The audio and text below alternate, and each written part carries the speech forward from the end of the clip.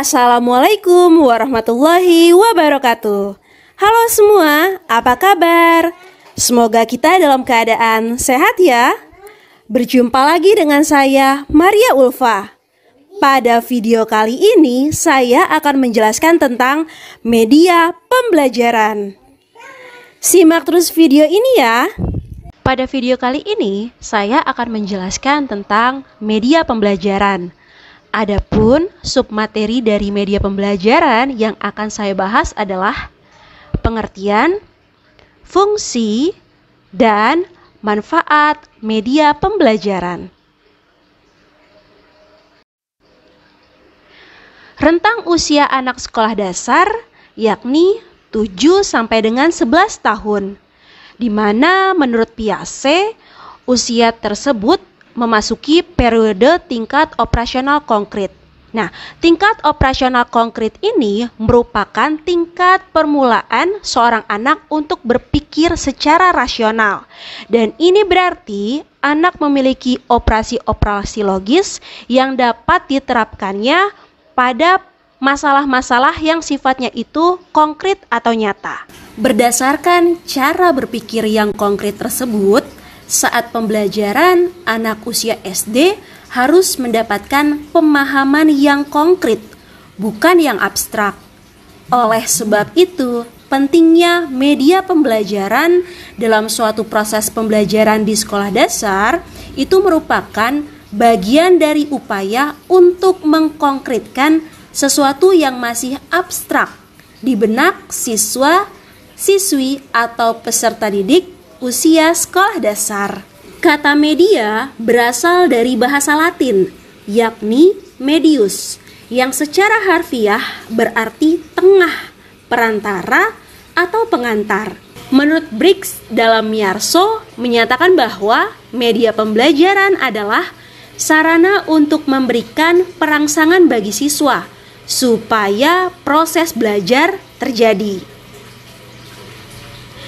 Sementara itu, Anita mendefinisikan media pembelajaran adalah setiap orang, bahan, alat, atau peristiwa yang dapat menciptakan kondisi yang memungkinkan peserta didik untuk menerima pengetahuan, keterampilan, dan juga sikap. Dalam proses pembelajaran, media pembelajaran memiliki beberapa fungsi. Sanjaya menjabarkan beberapa fungsi tersebut dalam beberapa jenis, yaitu yang pertama, fungsi komunikatif. Media pembelajaran digunakan untuk memudahkan komunikasi antara penyampai pesan, yakni guru, dan penerima pesan, yakni adalah peserta didik. Fungsi motivasi. Dengan menggunakan media pembelajaran, diharapkan siswa akan lebih termotivasi dalam belajar. Dengan demikian, pengembangan media pembelajaran tidak hanya mengandung unsur artistik saja, akan tetapi juga memudahkan siswa dalam mempelajari materi pelajaran, sehingga dapat meningkatkan gairah dan motivasi belajar. Fungsi kebermaknaan. Melalui media, pembelajaran bukan hanya dapat meningkatkan informasi berupa data dan fakta sebagai pengembangan aspek kognitif tahap rendah, akan tetapi juga dapat meningkatkan kemampuan siswa untuk menganalisis dan mencipta sebagai aspek kognitif tingkat tinggi. Bahkan lebih dari itu, juga dapat meningkatkan aspek sikap dan juga keterampilan siswa. Fungsi penyamaan persepsi. Melalui pemanfaatan media pembelajaran diharapkan dapat menyamakan persepsi setiap siswa, sehingga setiap siswa memiliki pandangan yang sama terhadap informasi yang disuguhkan oleh guru. Dan yang terakhir, fungsi individualitas.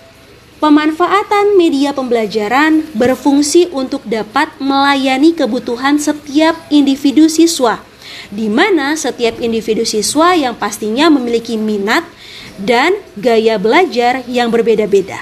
Menurut Sujana dan Rifai menyebutkan manfaat media pengajaran atau pembelajaran dalam proses belajar antara lain Yang pertama, dengan adanya media pembelajaran, pengajaran akan lebih menarik perhatian siswa, sehingga dapat menumbuhkan motivasi belajar siswa. Yang kedua, bahan pengajaran akan lebih jelas maknanya, sehingga lebih dipahami oleh siswa. Yang ketiga, metode mengajar akan lebih bervariasi, dan tentu saja ini akan membuat siswa tidak cepat bosan dalam proses pembelajaran.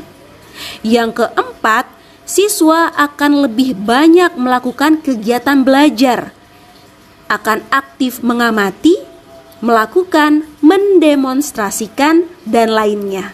Pemilihan suatu jenis media pembelajaran merupakan salah satu bagian terpenting dalam proses pembelajaran di kelas. Pemilihan jenis media yang tidak tepat dapat menimbulkan berbagai efek dalam proses pembelajaran. Salah satu akibat yang paling sering ditemui adalah tidak maksimalnya proses pembelajaran yang terjadi di dalam kelas. Oleh sebab itu, saat seorang guru hendak memilih sebuah media pembelajaran yang ia ingin gunakan di dalam kelas, di dalam proses pembelajaran, ia harus melakukan analisis kebutuhan terlebih dahulu. Terima kasih telah menonton video ini. Wassalamualaikum warahmatullahi wabarakatuh.